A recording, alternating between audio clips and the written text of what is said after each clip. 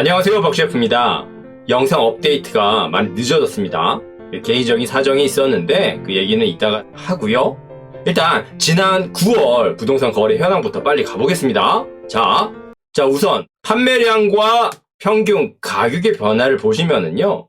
판매량 같은 경우는 지난 8월에 비해서 지난 9월이 소폭이지만 하락했고요.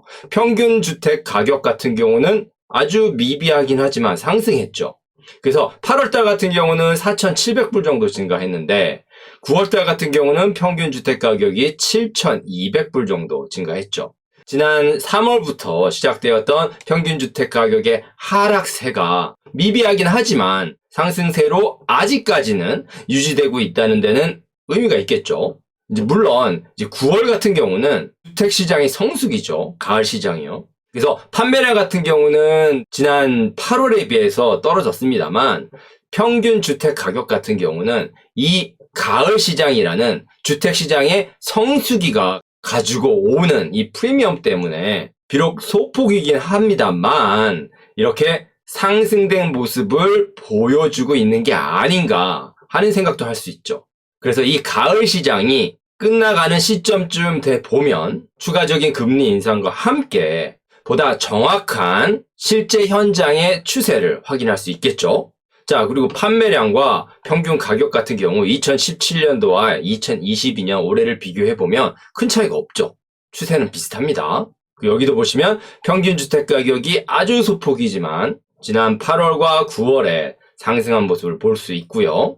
자, 그리고 주택 유형별로 살펴보시면은요. 특이한 점이 단독주택 같은 경우는 8월 달에 꽤 많이 상승했죠. 13만 불 정도, 평균 주택 가격이 13만 불 정도 상승한 이후에 지난 9월에는 다시 하락한 모습입니다. 하지만 세미디테치나 타운하우스, 콘도 가격 같은 경우는 아까 전에도 제가 말씀드린 것처럼 주택 시장의 성수기인 가을 시장을 대변하듯이 상승한 모습을 볼 수 있죠. 여기 보면 세미디테치도 올랐고요. 타운하우스도 올랐고요. 콘도도 오른 모습을 볼 수 있죠. 그래서 판매량 같은 경우는 가을 시장임에도 불구하고 떨어졌습니다만 평균 주택 가격 같은 경우는 단독주택 유형을 제외하고는 상승한 모습을 확인할 수 있습니다. 자, 그리고 지역별로 한번 보면은요, 특이점이 시티 오브 토론토 같은 경우 아직도 하락하고는 있지만 어느 정도 보합세를 유지하고 있죠. 유형에 따라서 특히 단독주택 콘도 같은 경우는요. 다른 지역 같은 경우는 하락폭이 좀 적어지긴 했습니다만 아직도 하락세죠. 욕지역도 그렇고요. 하지만 여기 보시면 할튼 지역이요.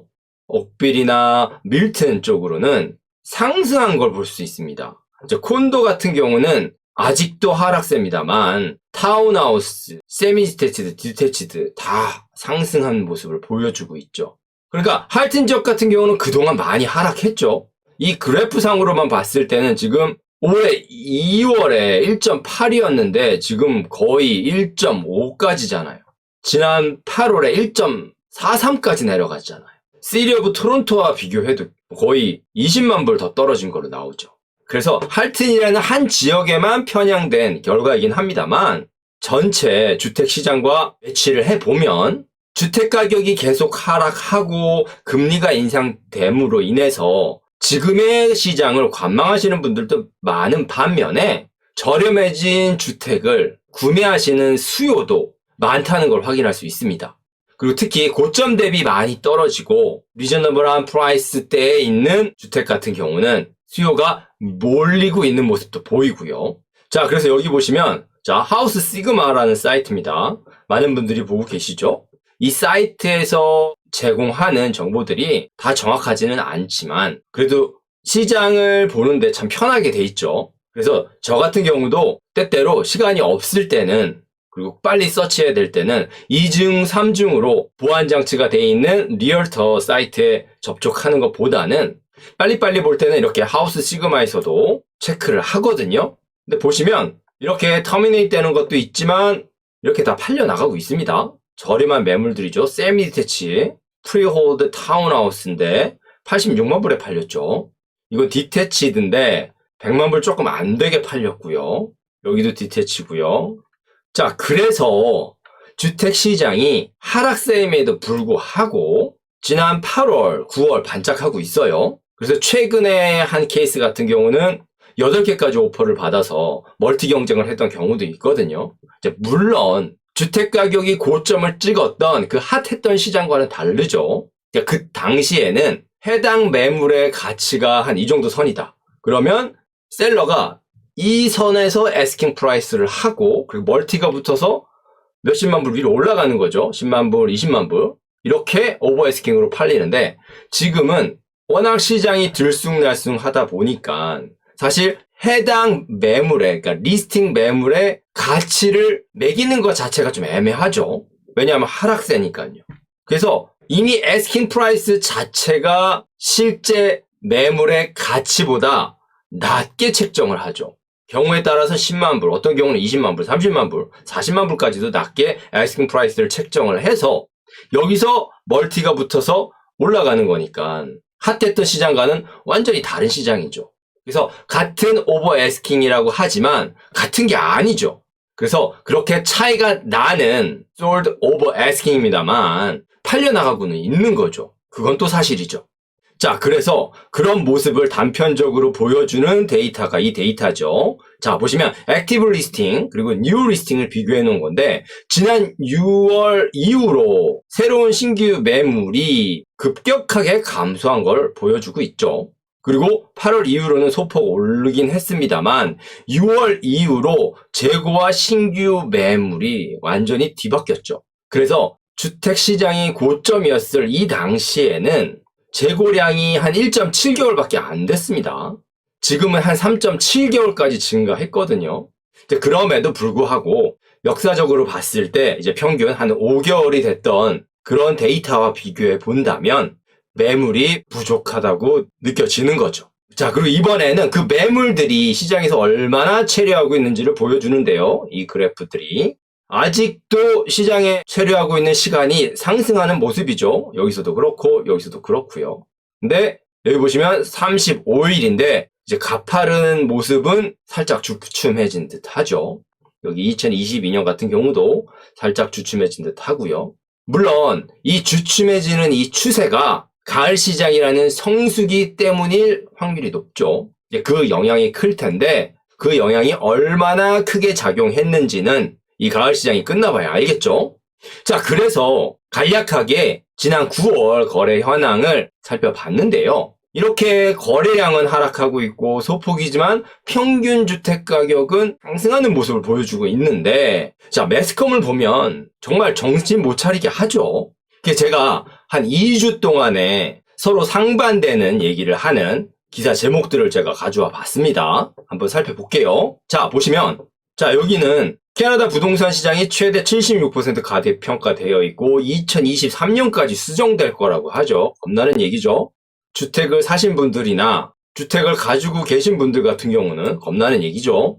여기 또 다른 기사를 보시면은 자, 캐나다의 주택 위기는 이제 막 시작되었다고 말한다. 자, 그러면서 베러 듀엘링이라는 워낙 유관적인 매체이긴 합니다만 캐나다는 경기 침체로 향하고 있으며 금융위기를 배제할 수 없다. 자, 그리고 여기 보시면 전국 주택 가격은 9월에 거의 7% 하락하여 최고점에서 17만 불 이상 하락했다 라고 나와 있죠. 그러면서 또 다른 금리 인상을 예상하면서 이제 판매량이 계속 감소하고 있다는 얘기를 하고 있고요. 자, 그래서 방금 전까지는 좀 많이 부정적인 얘기였죠. 그러면 이제 다른 측면을 한번 볼게요. 자, 여기 보시면 9월 전국 평균 임대료가 2,000달러를 넘었다라고 나와 있죠. 일반적으로 자, 렌트 가격이 오르면 주택 가격도 따라 오르죠. 지금의 임대 시장 같은 경우는 렌트 시장 같은 경우는 너무 핫하죠. 얼마 전에도 하우스 하나를 렌트하는데 3명이 멀티 오퍼가 붙었거든요. 그래서 그 하우스를 렌트하려고 제가 정말 별의별 짓을 다 했거든요. 그래서 결국은 렌트가 됐습니다만 그렇게 핫한 렌트 시장인데 주택을 팔려고 내놨던 사람들이 팔리지 않아서 이 렌트 시장으로 많이 전환이 됐거든요. 근데 그럼에도 불구하고 이제 수요가 있다는 거죠.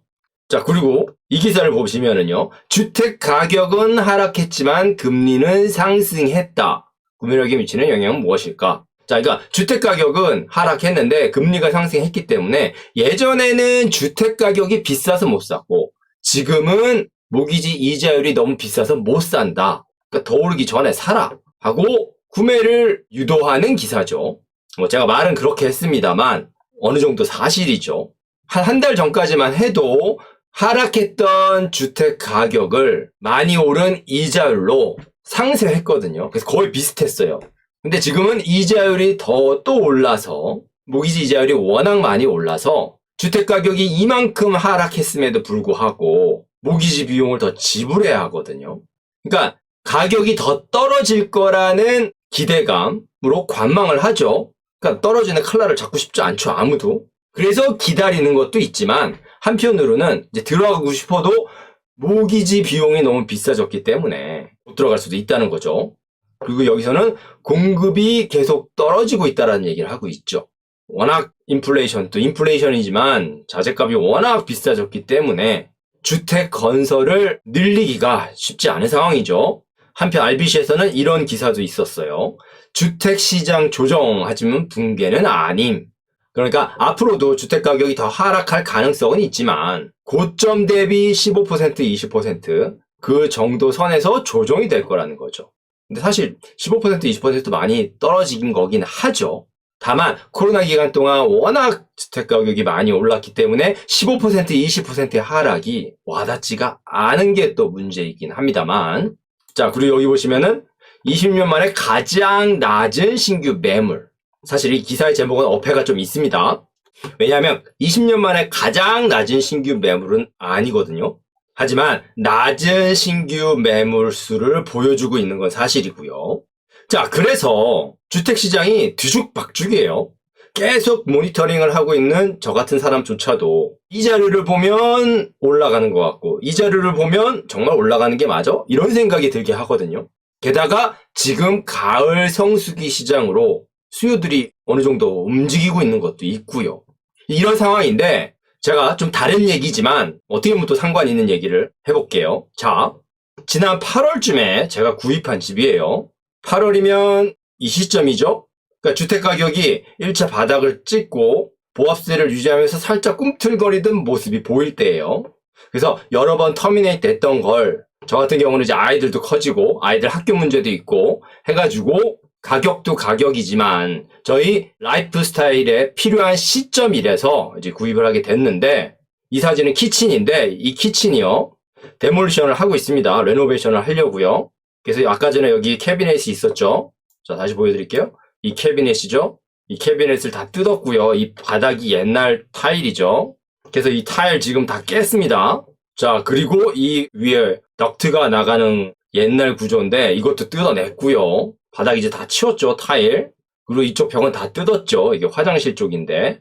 좀 연식이 된 집이라서 드라이월이 아니라 시멘트랑 캐스트로 돼 있어요. 그래서 조금만 부수면 우르르 무너져 내려서 이쪽 벽 같은 경우는 아예 허물어 버렸거든요. 뭐 일은 많아지긴 했습니다만 뭐 방법이 없죠. 레노베이션을 하기로 마음을 먹었는데 뜯어보니 아는 거거든요, 이거는요. 자, 그래서 이제 이렇게 됐습니다. 벽 다 뜯었죠. 바닥 다 치웠죠. 천장에 있는 덕트도 뜯어버렸고 많이 깨끗해졌죠. 이래서 옛날 것들을 다 뜯어냈죠, 이제 이렇게 뜯어냈는데 이제 뜯어내고 보니까 뭐가 보이냐면 안에 이제 문제가 보이는 거죠. 자, 이건 전기예요. 패널인데 베이스먼트 같은 경우 전기를 한 선에 여러 가지 라인을 잡고 있어가지고 그것도 고쳤어야 됐던 거예요. 지나가다 제가 툭 쳤는데 펑 하고 터져서 봤더니 그런 문제가 있다는 걸 알게 됐거든요. 뭐 쇼잉할 때는 알 수가 없는 문제죠. 예상했던 것 이상이죠. 그래서 지금은 고쳤습니다만 그런 문제가 발생했고요. 자, 그리고 이건 덕트예요. 덕트의 한 부분, 이제 공기가 나오는 부분을 뜯어낸 건데 이 부분이 성면입니다. 1급 발암물질이죠. 다행히 벽은 성면이 아니었습니다만 다른 부분에서는 찾아내지 못했습니다만 이 부분에서는 성면이 쓰였더라고요. 이것도 예상했지 못했던 문제죠. 그래서 일단 제거를 됐고요. 자, 그리고 하나 더 보여드리면 여기 지금 파이프라인들이 보이죠? 여기는 지금 새로 한 거고요. 원래 여기 더 지저분하게 있었는데 여기도 제가 지나가다가 툭 쳤는데 물이 새는 거예요. 살짝 쳤는데. 그래서 이제 교체를 하는 거거든요. 이것도 예상 못했던 일이죠. 문제들이 계속 보이죠? 레노베이션을 하기 위해서 데몰리션을 하고 속을 뜯어보니까 문제가 계속 보이는 거죠. 그래서 최근 제가 더 바빴던 이유가 물론 시공하시는 분들이 기술자분들이 오셔가지고 작업을 하시지만 제가 많이 인볼브를 하고 있거든요. 그래서 도와드리기도 하고 그리고 또 하나는 제 직업이 리얼터다 보니까 하나하나 다 저한테 도움이 되는 것들이란 말이에요. 하다못해 이런 파이프가 얼마인지 어떻게 연결이 되는지 이걸 교체하는데 시간이 얼마나 걸리고 비용이 얼마나 드는지 인건비는 어떻게 드는지 이 인슐레이션을 뜯었을 때 구조는 어떻게 돼 있는지 이건 경험을 해야지 알 수 있는 거거든요. 시간이 나는 대로 이 현장에서 도와드리기도 하고 배우기도 하고 있어요. 그래서 시간적으로 많이 부족합니다만 그리고 계속 진행되고 있던 거래들도 있고 상담도 해야 되고 하잖아요. 그래서 많이 정신이 없긴 합니다만 그나저나 제가 이걸 소개시켜드리는 이유가 뭐냐 하면 자 마지막으로 이 기사를 소개시켜드리려고 그래요. 자 부동산 중개인이 몰래 카메라에 적발됐다 그래요. 수수료를 받고 모기지 사기를 조장했다라는 기사인데 그러니까 모기지 프로드죠 이건. 그러니까 이건 모기지 프로드에 관련된 거죠. 근데 부동산 중개인이 중개를 한 거죠. 그러니까 모기지가 돼야지. 그러니까 모기지 승인을 받아서 돈을 빌릴 수 있어야지 주택을 살 수 있잖아요. 그렇죠? 그리고 부동산 중개인은 주택을 구매하는 과정을 도와줌으로 인해서 커미션을 받죠. 그러니까 이 부동산 중개인이 거래를 성사시키기 위해서 모기지 프로드에 가담한 거죠. 연결을 시켜준 거죠. 사실 예전부터 이 이슈는 있었어요. 많은 사람들이 알고 있었는데 쉬쉬했던 것도 있고 예전 제 영상들 같은 경우 보면 제가 암흑의 세계라고 얘기를 하면서 몇 번 언급한 적은 있습니다만 이렇게 구체적으로 실제 사례가 뉴스화된 건 지금이 처음이에요. 그래서 이 뉴스가 얼마나 큰 파장으로 다가올지는 모르겠습니다만 굉장히 큰 영향을 줄 거라고 보거든요. 그래서 이 기사에 보면은 해당 부동산 회사, 브로커리지는 물론 해당 은행 정보까지 다 나오거든요. 그래서 제가 제 집 레노베이션을 하면서 상상도 못했던 사건들이 벽을 뜯고 구조물을 뜯고 확인을 하면서 발생하는 것처럼 지금의 이 주택시장도 상상도 못했던 사건들이 이렇게 하나 둘 터지고 있죠. 그래서 레노베이션 현장처럼 그런 문제되는 전기, 플러밍, 건강에 해가 되는 발암물질들 등등 이런 요인들을 다 제거해야지 본격적으로 레노베이션이 되겠죠.